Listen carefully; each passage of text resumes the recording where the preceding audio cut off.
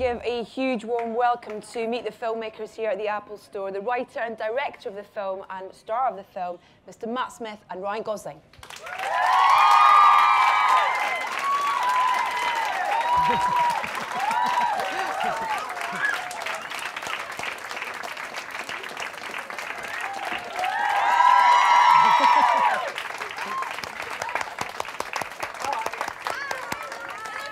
Please sit. Welcome, gents. Thank you. Hi. Congratulations, first of all. Your first film, directing and writing. Yeah. I guess if you don't mind, we start, Matt, with Ryan and find out about the seed of this film. Where did the seed for this idea come from, for this story, first of all? I thought we'd have hand mics. Yeah, you can pretend if you want. It makes it hard to kind of drop the mic. The seed of it came from, I had an opportunity to work in Detroit, and you know, I'm from Canada. Let's just get that out of the way right away. And I had I guess kind of a crush on America and Detroit. Detroit, just growing up, always seemed like everything cool came from Detroit, you know, from Motown to Eminem to, you know, just like Motor City. Really the image of the American dream, or the iconic image of that. And when I finally had an opportunity to go there, it was just very different, you know. At this point, there's like 40 miles of abandoned neighborhoods, and within those neighborhoods, there's, you know, like occasionally families that are trying to keep their homes, and the neighborhoods are being torn down and burned down around them. And when I got there, they had just declared bankruptcy, and they were cutting off the power to the street lights. So it just seemed like that dream had kind of become a nightmare for these families. So I just thought I would like to try and make a film about that. And was it always your idea that you'd write it and direct it? Yeah, well, you know, it didn't happen like, oh, I'm gonna direct. You know, it just, I had this experience there. You know, they were tearing down all these like historic buildings, and I thought, if I don't start right now, it's gonna be gone. So yeah. I got a Red camera, and I just, over the course of a year, sort of went there and just, when I had time, started filming. And it was, suddenly I was making the movie, and then, you know, and then I wrote the script, and I had footage that I could use in the film, and then, you know, I was lucky enough to get like my favorite actors on board, and then we got some money, and then we were making it. So it happened in a sort of a pretty natural way. And then you're here talking about it. Now we're here at the Apple Store talking about it. Matt, can I ask you, what was your reaction when you first read the script? Is that I want to do it. No, it was immediately. It was like, I want to do this film. And actually, I was meant to fly back from New York, and then I got a phone call saying that Ryan was going to come over and meet me. And I remember waiting in the in like the waiting room in New York for the meeting, and Ryan walked in and was like, "Hey, Matt." I was like, "Shit, Ryan knows my name." And then we had the best audition that I've ever had, and we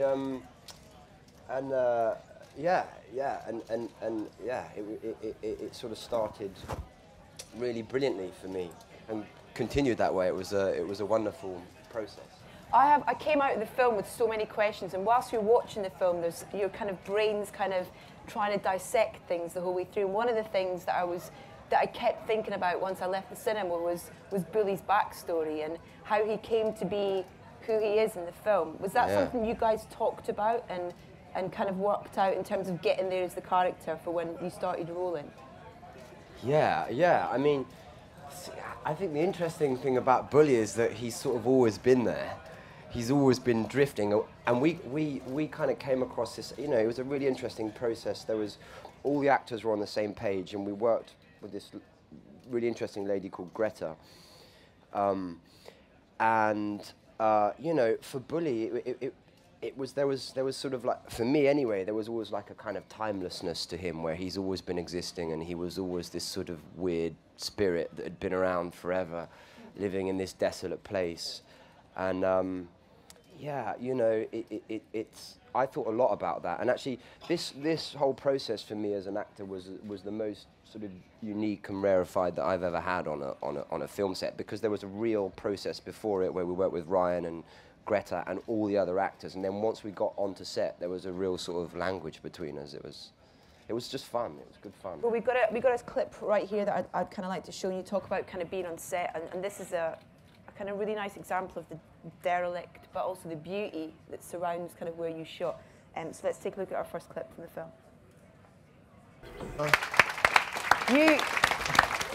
You're terrifying. Oh, thank you, Edith. You say all the right things. No, everybody on set was scared of Matt. Yeah, I it's a was scare too. off I didn't between know. him and Ben Mendelsohn, though. Oh, But also, yeah. as like a first-time director, you know, it's like working with Matt. It's sort of like never shooting a gun and someone handing you a machine gun. You know, it was just like he came to set locked and loaded, and it was so intense, and it was really amazing. Well, I want to ask what that experience was like for you, because obviously you're coming to this with an amazing kind of back catalogue experience as an actor, and then you're directing actors. So did that experience help, and how did you feel kind of being the boss and kind of, you know, telling these guys what you wanted and what you expected? And Well, you know, I kind of felt like, what's George Clooney's character in Ocean's 11? Well, whatever, Ocean. yeah. You know, you get to like pick like people who are the best at what they do. You know, you get to everyone's like the best in their field. You know, it felt like that. It just felt like they were all people that I had either worked with and just loved or admired. You know, Matt was somebody that one day I was watching TV and Doctor Who came on, and he was doing this scene. It's amazing.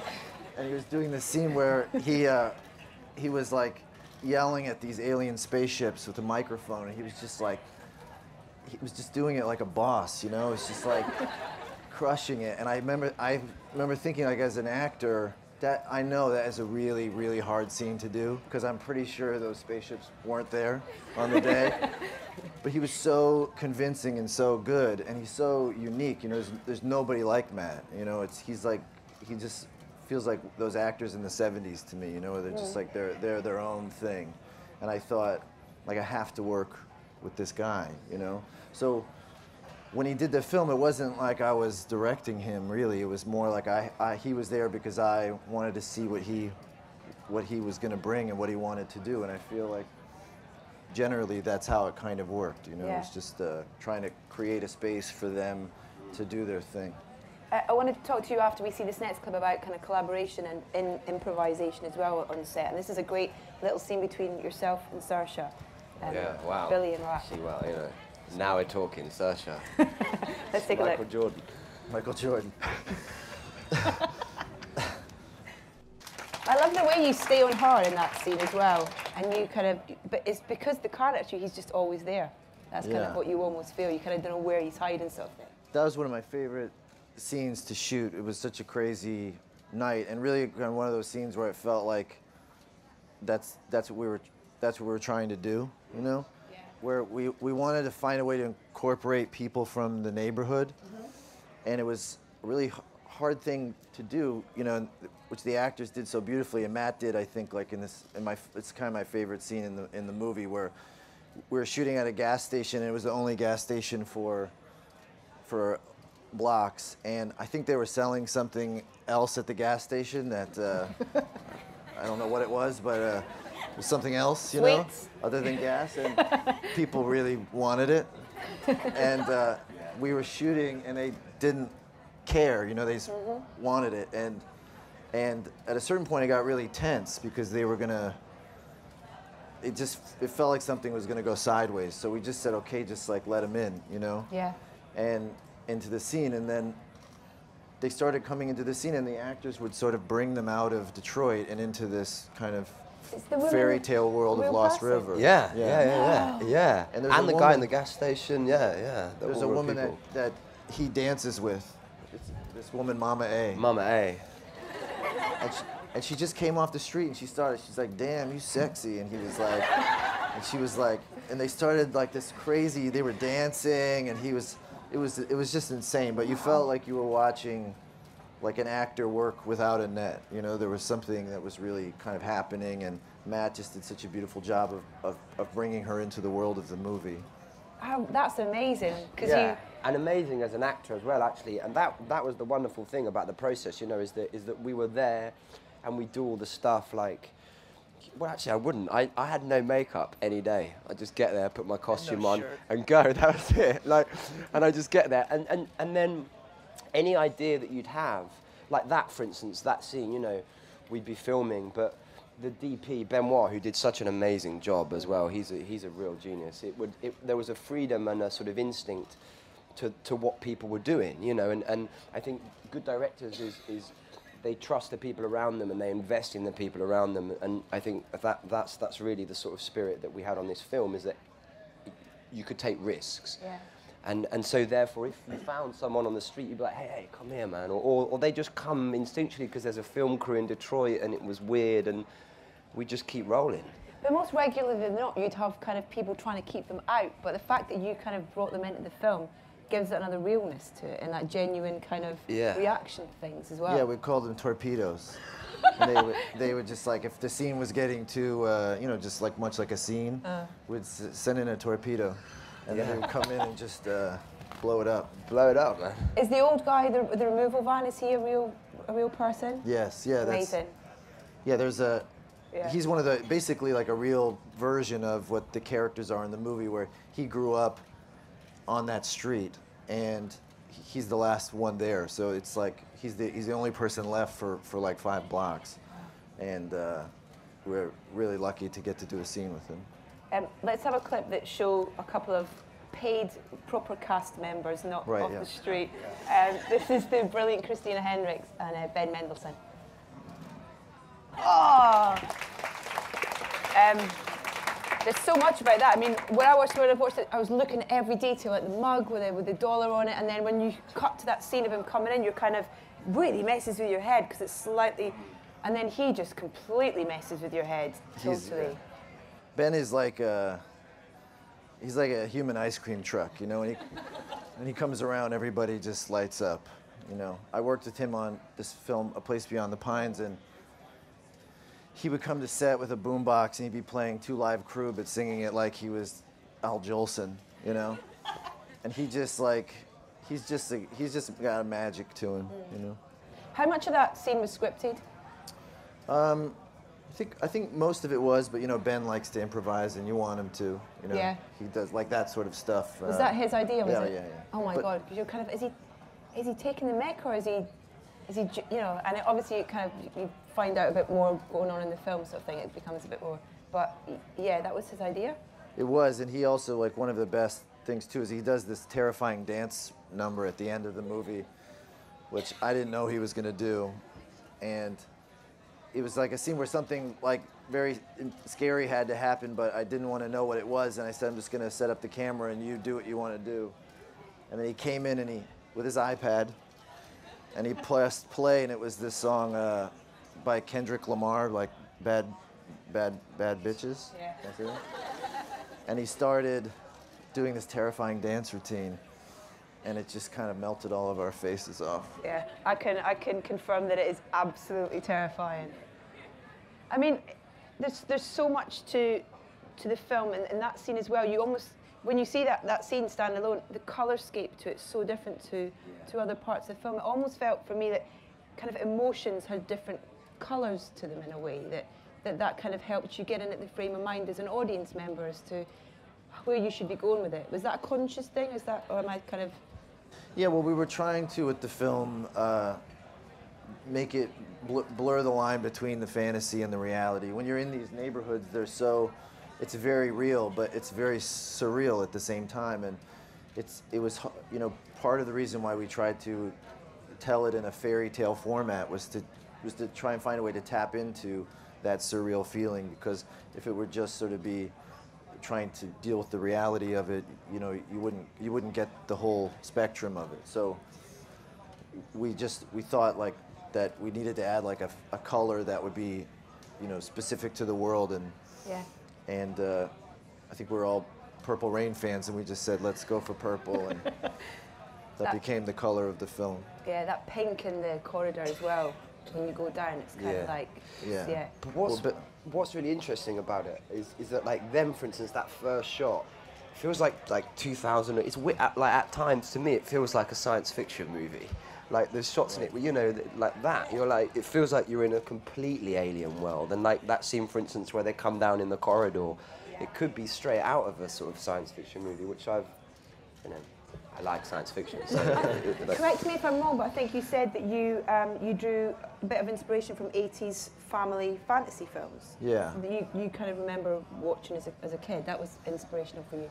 Yeah, when I sent the script to my composer, Johnny Jewell, he read it, he just sent me a text a few hours later. It said, "Dark Goonies, cool." And I thought, yeah, okay, Yeah, man. like he gets it. You know, it was like we were trying to do our version of Goonies or Secret of Nim or like those early Spielberg Amblin films, but sort of, you know, by way of like how we feel about movies now. But you know, so those 80s films were a big inspiration for sure. Can we mention Ian as well, Yes, who is brilliant in the film as Bones? He's just Scottish. Yeah, obviously. Yeah. So, thank you. My pleasure. Thank you for that. Absolutely my pleasure. What was it about him? Why was he right for this? And I mean, yeah, why Ian? Ian's like, you know, he's tough as nails. You know, he's crazy. He's like, you know, he doesn't seem like it, but he is. He's just so. You know, for instance, like a way that some people make money in Detroit is they strip these abandoned buildings of all of their copper, and it's quite dangerous. But that's what the main character in the film does for money. And Ian moved to Detroit a month earlier, and he stripped copper. And Wow. he, you know, walked every block of these really dangerous neighborhoods, and he just lived it, you know. And he totally immersed himself in it, and he really became this character. So he brought a level of authenticity to it that I don't think a lot of people would have had the guts to do. Yeah, you you know? really believe him on all levels. Right, we've got time for a few questions from our audience. Just a few, I'm afraid. Okay, I'm going to start with the lady there with the flowery dress on. Is it flowery? Sorry, I don't have my glasses on. And you are a lady, sorry. Yeah. Thank you. As an actor myself, I'm inspired by both of your work, and I always have been. So I'm just wondering how you got to where you are in both of your careers at such a young age, and what advice you might have for someone trying to follow in your footsteps. Well, Matt. I'm not that young. Age slowly wearing me down. No, I was a sportsman, weirdly enough, and I was lucky. I had a really wonderful teacher called Mr. Hardingham who sort of encouraged me into this thing called the National Youth Theatre. How old are you, if you don't mind me asking? 21. So you should maybe like apply to it. It's a really good thing. And yeah, and you go in the summer and you do a course and then you do a play and then, yeah. But I did it quite late on. I sort of fell into acting really, and here I am. But I think read as many plays as you can, as many films, go and see as many things as you can. Just try and immerse yourself in it, really.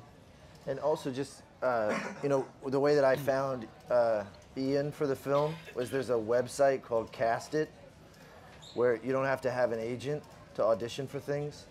And I thought it was really amazing. I mean, he does, he's a, you know, I found his audition on there anyway, but it's a really great tool, I think, if you're a filmmaker or if you're an actor, because, like, well, for me anyway, you know, I saw like hundreds of auditions because of it, and these were, you know, so I got to see my movie sort of hundreds of different ways, you know. And it's very intimate because you make it yourself, so you don't have to go through a casting director, you don't have to go through an agent. I just feel like now is a great time if you want to do it, because there's so many ways to sort of like, you know, be immediate to someone like Ryan, you know, where you can go and he can see it. Sure. I'm going to go to the lady who's had her hand up for the last 3.5 minutes, so it's either going to fall off or we have to get the question from her. I'm afraid it's our last question, sorry. Matt, for you, because you've not played many horrible characters, like did a Patrick Bateman, and then like an educational film at NYT. Yeah. What was it like to go from playing the Doctor Yeah. when filming the 50th special to go and playing someone like Billy? Oh, it was amazing. Like, yeah, that's a very good question as well. Yeah, I mean, it was you know, the amazing thing about Bully is that I feel like I still don't really know him. Like, I sort of want to play him again. Do you know what I mean? But it was wonderful, really, because there was a sort of, there was a chaos and a madness. And I read a book called The Far Side of Madness when I got this part. And it was all about the Messiah complex, and it was all about, weirdly, there's loads in it about copper, which I never told you, which I found in Detroit at that amazing bookstore, which was next to, the best bookstore I've ever been to.